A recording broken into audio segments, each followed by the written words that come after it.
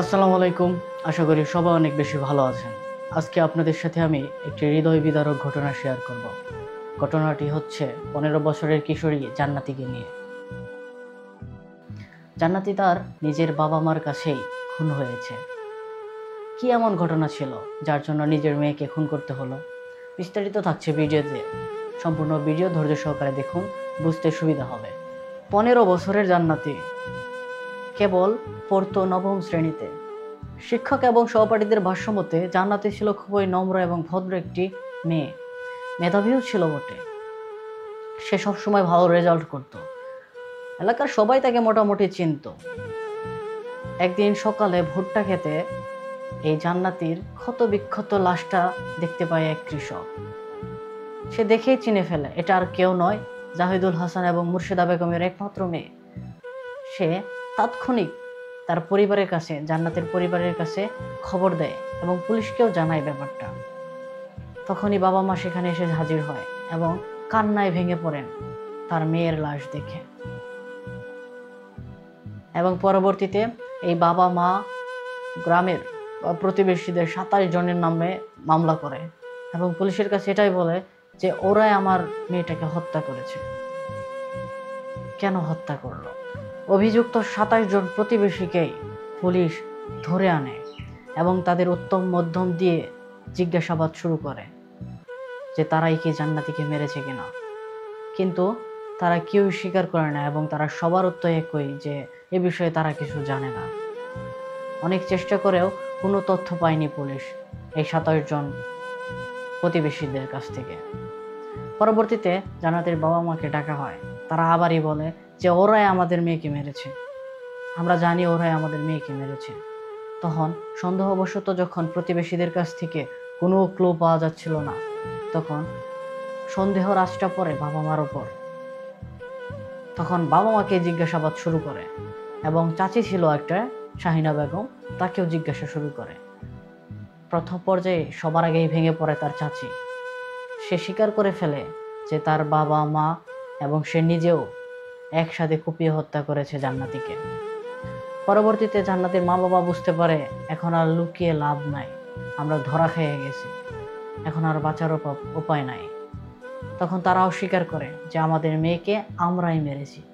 গভীর রাত, খুব স্বাভাবিক যে সবাই ঘুমিয়ে পড়েছে। এমন সময় বাবা মা জান্নাতীকে ডেকে তুললো এবং বলল, জান্নাতি বাইরে বাইরে চল, এক জায়গায় যেতে হবে। তখন জান্নাতি ঘুম ঘুম চোখে জিজ্ঞাসা করলো যে আমাকে নিয়ে এখন কোথায় যাবা, কোথায় যেতে হবে? বাবা মা তেমন কোনো উত্তর না দিয়ে বলল যেতে হবে, চল। তখন জান্নাতি খুব স্বাভাবিকভাবে তার মা বাবার সাথে যাচ্ছিল, কারণ মা বাবাই তো সবচেয়ে নিরাপদ জায়গা, তাই না? হঠাৎ অর্ধেক পথ গিয়ে তাদের সাথে যুক্ত হলো তার চাচি শাহিনা বেগম এবং তারা পরক্ষণে রাস্তা বদল করে ফেললো। গ্রামের রাস্তা ছেড়ে তারা ভুট্টা ক্ষেতের দিকে অগ্রসর হতে থাকলো।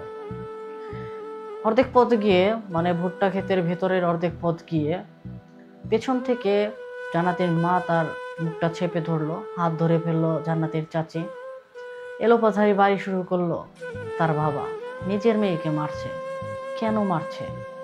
কি কারণেই বা মারছে? এরকম কেন মেরেছে জানেন? জানলে অবাক হবেন। জমির জন্য, জমির জন্য মেরেছে। মাত্র 32 বিঘা জমির জন্য নিজের মেয়েকে কুপিয়ে হত্যা করছে। 32 বিঘা জমি নিয়ে প্রতিবেশীদের সাথে তাদের অনেকদিন যাবতীয় একটা ঝামেলা চলছিল। কোনো মতেই তারা 32 বিঘা জমি দখল করতে পারছিল না জান্নাতের বাবা জাহিদুল ইসলাম বা তার পরিবার। তো চাচি শাহিনা বেগম জান্নাতের বাবা মাকে বুদ্ধি দেয় যে তোমরা তোমাদের মেয়েকে মেরে ফেলো, মেরে ফেলে তোমরা প্রতিবেশীদের উপর মামলা করে দাও, তাহলে ওরা জেল খাটবে তোমার মেয়ের খুনের দায়ে এবং তুমি খুব সহজেই বা আমরা খুব সহজেই এই 32 বিঘা জমি দখল করতে পারবো। হ্যাঁ, এমন পরিকল্পনাই করেছিল বাবা মা এবং চাচি, এবং এই পরিকল্পনা মতেই তারা তাদের মেয়েকে, নিজের রক্তকে খুন করেছিল শুধুমাত্র সম্পদ পাওয়ার লোভে। মানুষ সংসার করে সন্তানের জন্য। বাবা মাই হচ্ছে সবচাইতে নিরাপদ জায়গা, আর দুনিয়াতে সবচাইতে বড় সম্পদ হচ্ছে সন্তান। সেই সন্তানকেই না তারা মেরে ফেললো। কতটা অমানুষ হলে এরকম কাজ করতে পারে? এই 15টা বছর তাকে যে পালছে তাদেরকে একটু মেয়ে মায়া হয় নাই? মারার সময় কি তাদের হাত কাঁপে নাই? আমি জানি না। দিন দিন আমাদের দেশে বলেন বা দুনিয়াতেই বলেন, মানুষের প্রতি মানুষের মায়া, মমতা, মানবিকতা কমে যাচ্ছে। আমরা স্বার্থ হাসিলের লোভে বা তারা কিছু সুবিধাবাদীর লোভ, যাদের লোভ অনেক বেশি, তারা নিজেদের স্বার্থে যা খুশি তাই করতে পারে। এমন ঘটনা কিন্তু খুবই বিরল। আসলে আমরা সবাই শোকাহত এরকম একটা ঘটনার জন্য। দুনিয়াতে আর কি কি হতে চলেছে জানি না।